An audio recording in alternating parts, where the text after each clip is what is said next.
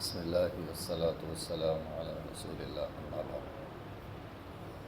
یہ صفحہ نمبر ہے 166، آیت نمبر ہے 90۔ اعوذ باللہ من الشیطان الرجیم، بسم اللہ الرحمن الرحیم۔ إلا الذين يصلون إلى قوم بينكم وبينهم ميثاق أو جاءوكم حسرت صدورهم أن يقاتلوكم أو يقاتلوا قومهم ولو شاء اللہ لسلطهم علیکم فلقاتلوکم فإن اعتزلوکم فلم یقاتلوکم وألقوا إلیکم السلم فما جعل اللہ لکم علیہم سبیلا الا الذین، مگر وہ لوگ یصلون جو ملتے ہیں الی قوم، ایسی قوم کی طرف بینکم و بینہم، تمہارے درمیان اور اس قوم کے درمیان میثاق، کوئی پختہ عہد تھا، تو ایسی قوم کے خلاف بھی جہاد نہیں کرنا۔ او جاؤکم، یا وہ آئیں تمہارے پاس، حسرت صدورہم، ان کے دل جو ہیں وہ تنگ ہوں، ان یقاتلوکم، یہ کہ وہ تمہارے ساتھ لڑیں، تو ان کے ساتھ بھی جہاد نہیں کرنا۔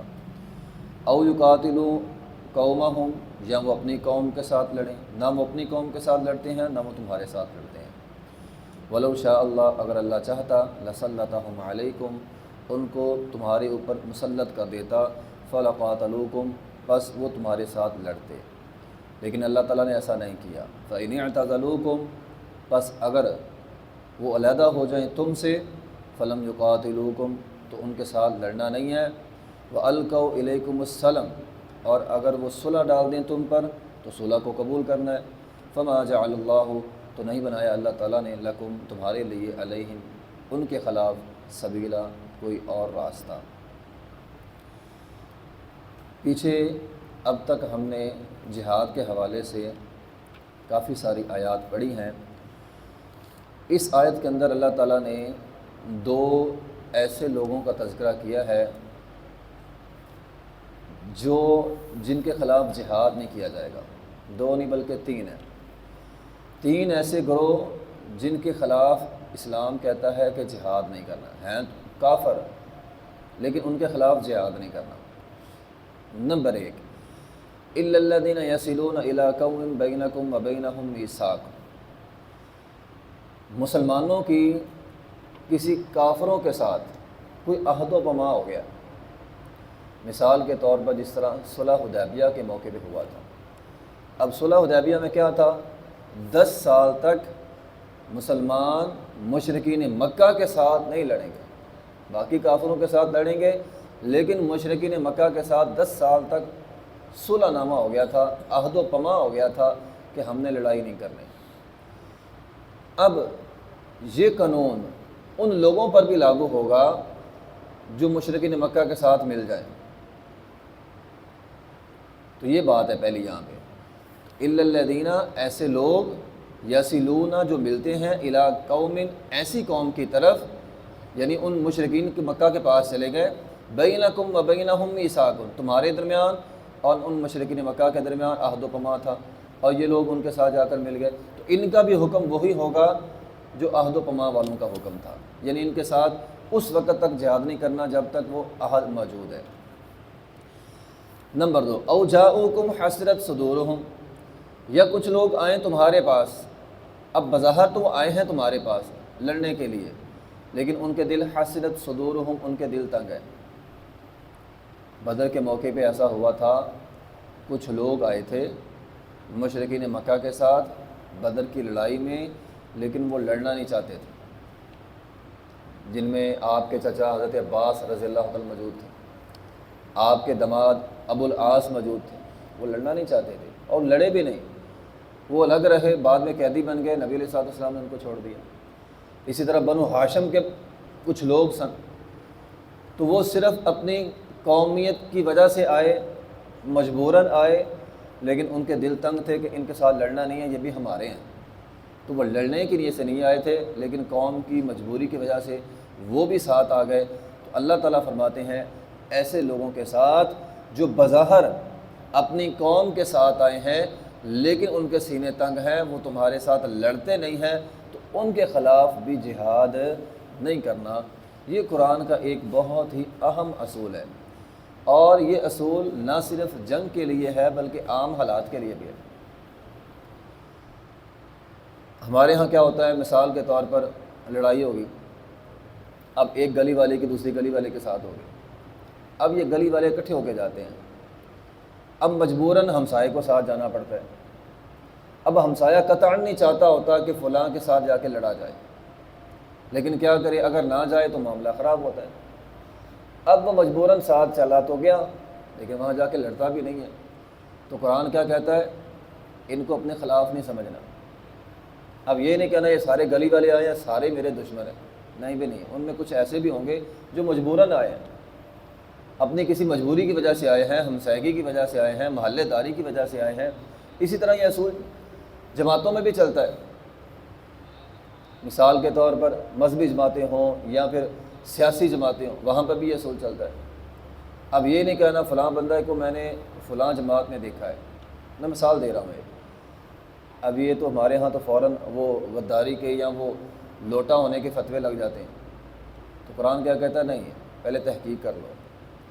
ہو سکتا ہے بیچارہ کسی اپنی مجبوری کی وجہ سے وہاں پہ گیا ہو اور تم نے سب کا ایک ہی حکم لگا دیا، تو نرمی رکھنی ہے۔ جو تمہارے خلاف نہیں ہوتا، بظاہر آیا ضرور ہے لیکن اس نے بات کوئی نہیں کی، تمہارے خلاف کوئی چال نہیں چلی، تو اللہ تعالیٰ فرماتے ہیں ایسے لوگوں کے ساتھ لڑنا نہیں ہے۔ تو او جاؤکم حسرت صدورہم، وہ تمہارے پاس آتے ہیں لیکن ان کے سینے تنگ ہیں، ان یقاتلوکم، نہ وہ تمہارے ساتھ لڑتے ہیں، او یقاتلوا قومہم، نہ تمہارے ساتھ مل کر اپنے قوم کے خلاف لڑتے ہیں، نہ قوم کے خلاف لڑتے ہیں، نہ قوم کے ساتھ مل کر تمہارے ساتھ لڑتے ہیں۔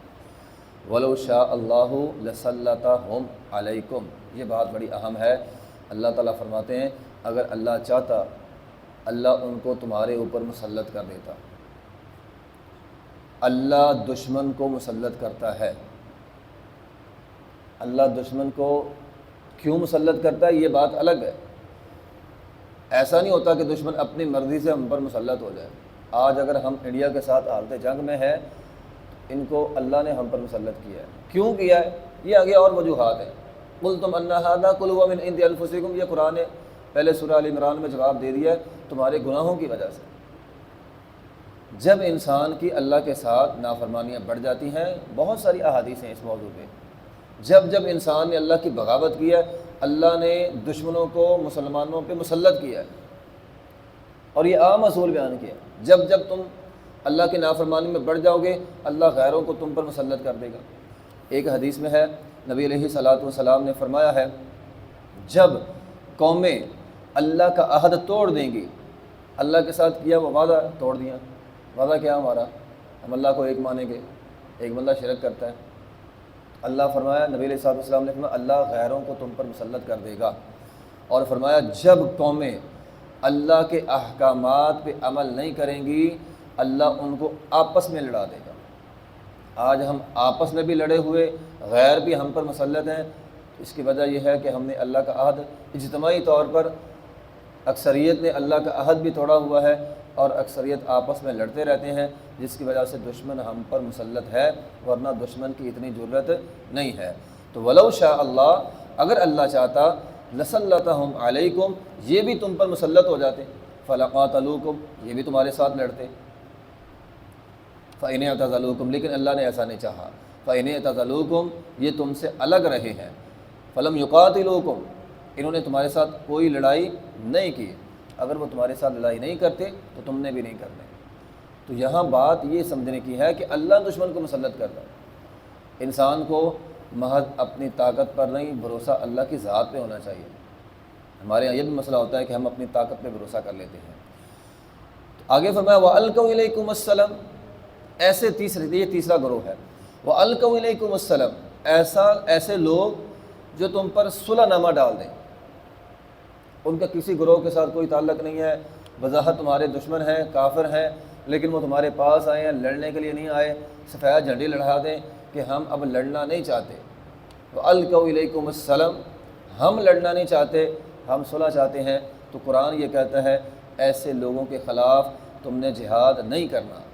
وَإِن جَنَحُوا لِلسَّلْمِ فَاجْنَحْ لَهَا وَتَوَكَّلْ عَلَى اللَّهِ، اگر کوئی قوم تم پر صلح ڈال دے، صلح تم نے قبول کر لینی ہے۔ نبی علیہ الصلوۃ والسلام نے فرمایا کبھی بھی اللہ تعالیٰ سے جنگ نہ مانگا کرو، وَاسْأَلُوا اللَّهَ الْعَافِيَةَ، اللہ سے عافیت مانگا کرو۔ تو گویا اس آیت کے اندر اللہ تعالیٰ نے ایک بڑا اہم اصول بیان کیا ہے۔ کافر ہوتے ہیں چار قسموں کے۔ پیچھے بہت ساری آیات میں اللہ تعالیٰ نے حکم دیا جہاد کا۔ مثال کے طور پر اللہ تعالیٰ فرمایا فَخُذُوهُمْ وَاقْتُلُوهُمْ حَيْثُ وَجَدتُّمُوهُمْ، ان کو پکڑو، ان کو مارو، جہاں ملے وہاں پہ پکڑ کے مارو۔ اب کچھ لوگ اس آیت کا غلط مفہوم نکال لیتے ہیں، جہاں کافر نظر آئے جا کے مار دو۔ نہیں بھی نہیں، ایسی بات نہیں ہے، ایسا نہیں ہے جہاں کافر نظر آئے جا کے مار دو، بلکہ اسلام اصول بیان کرتا ہے۔ جہاد کے اصول یہ ہیں، کفار کی چار قسمیں ہوتی ہیں۔